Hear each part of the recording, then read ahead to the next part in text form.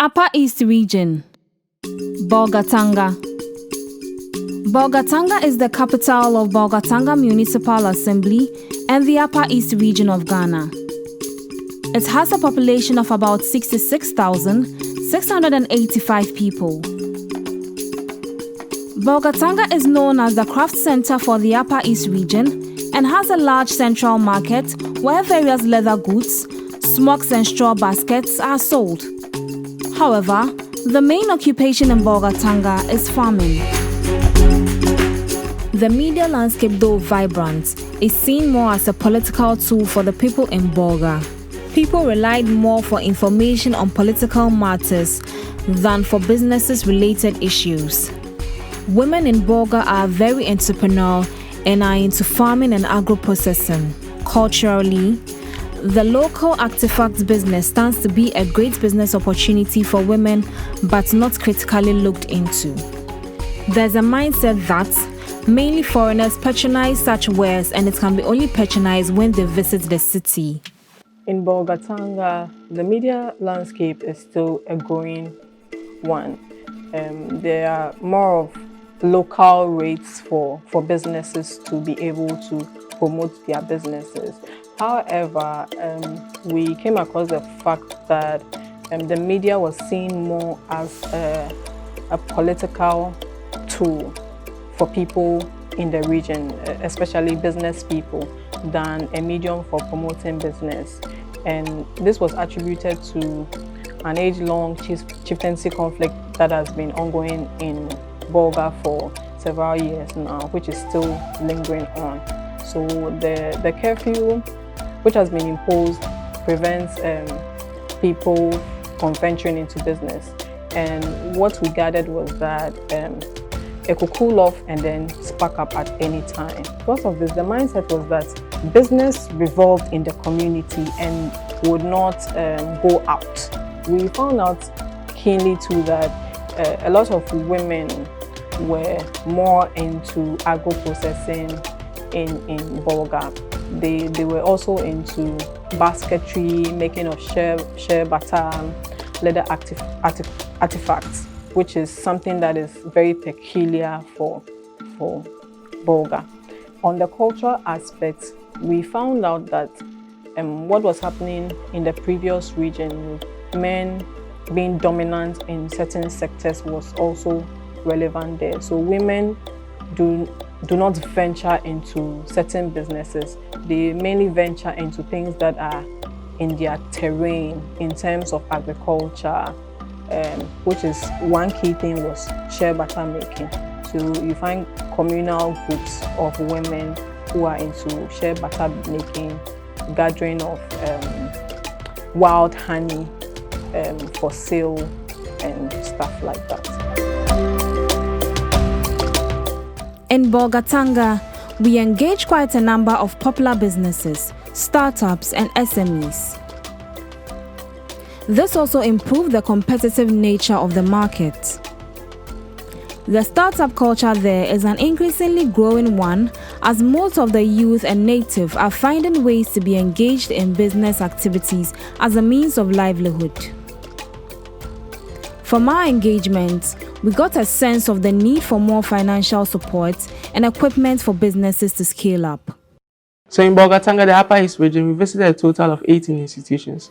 So some of these institutions consisted of transport firms as well as health organizations, and agri firms, food processing, creative arts, and entertainment as well. So we realized that the most dominant industry as well is also agriculture, and the most cultivated produce there is rice. In terms of the challenges that businesses face, one was the mindset culture of the people as well as the access to finance.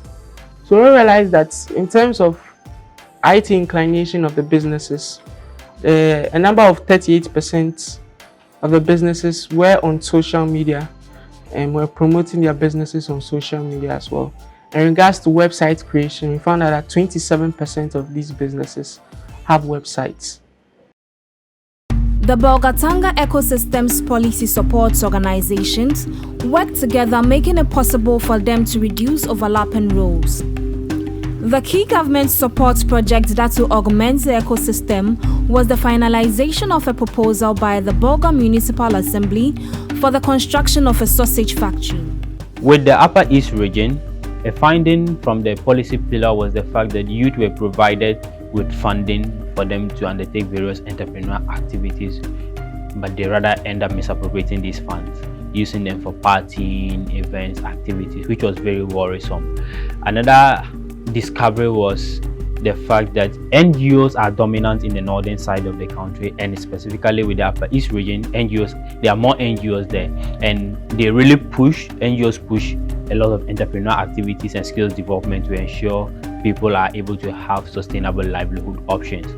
But then, having received such services or free services over a period of time, it has become difficult for policy or public organizations to be able to render services to most of the entrepreneurs, because they feel any service or any support that is coming should come free, and then they should even be paid alongside being provided support, which I think should be worked on.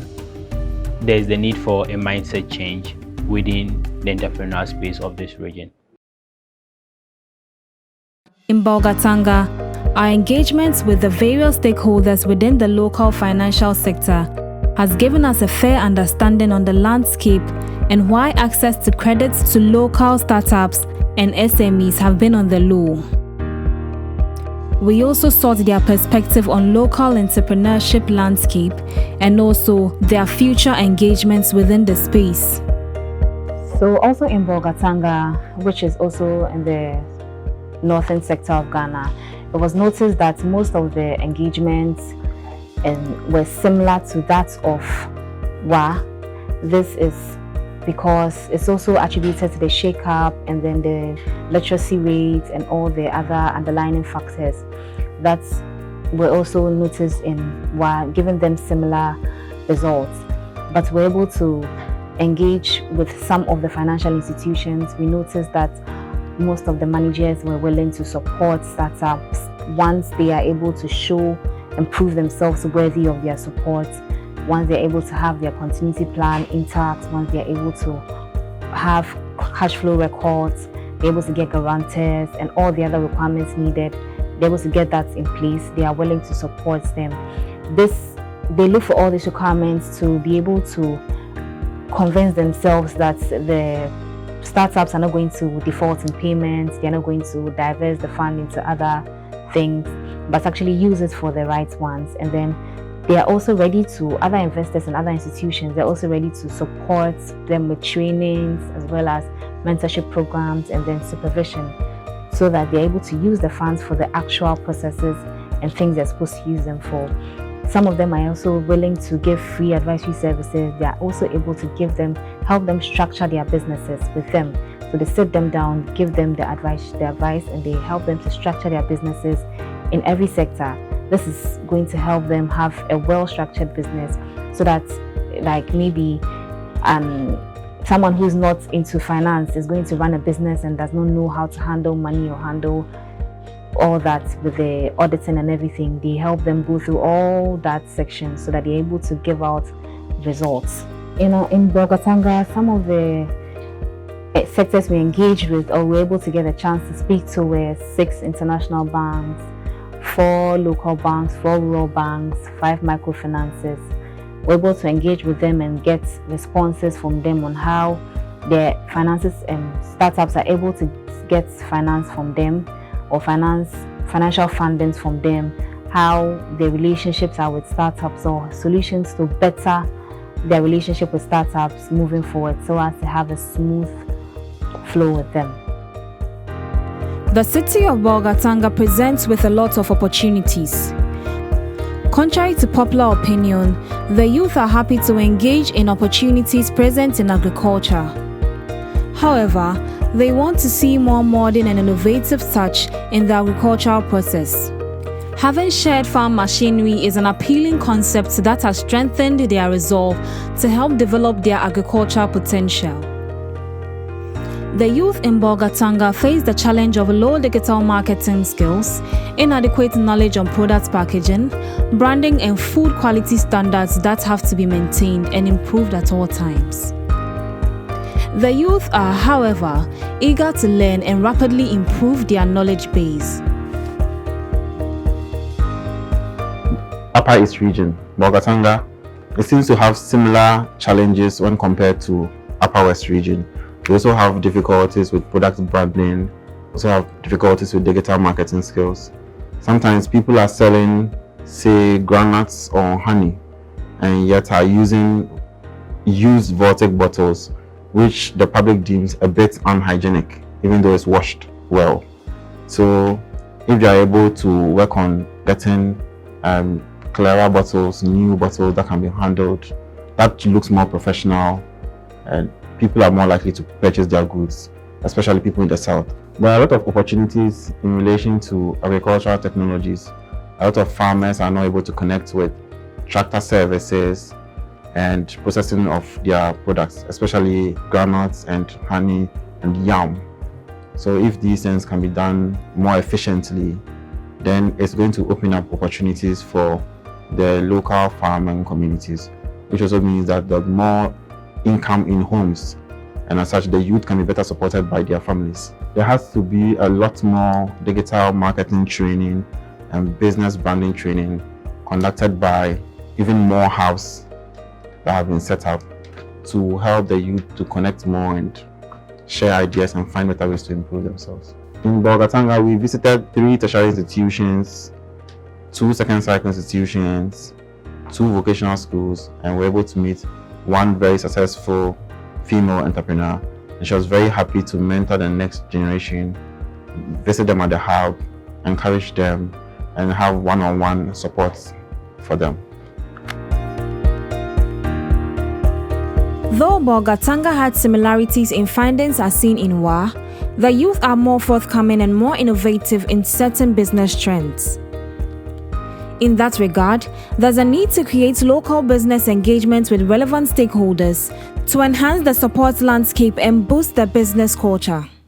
Okay, so with Bolgatanga, it's mostly same as WA, because the only difference is the youth in Bolgatanga are more aggressive and more open-minded to learn something new, and also have the view to strive for more, to become their own bosses. So there we had a chance to speak to 5 social enterprises who are also helping to create skill sets or sales training for them in view of capacity building. And we also identified 3 business advisory organizations. 1 was formalized business organization, 2 development partners, and 3 infrastructure providers. So with Bolgatanga, I also realized that there's a new wave for them in terms of what petty trading. They also have agric as their dominance, but now petty trading and also basket weaving is the new emerging businesses there, as compared to Bolgatanga being with tricycles emerging and a few ICT centers there. So one downside observation from Bolgatanga is the youth that also see the routes to riches or wealth making through politics and cyber fraud. I'll say, once again, create more entrepreneurial training programs to enhance and also grant them exposures.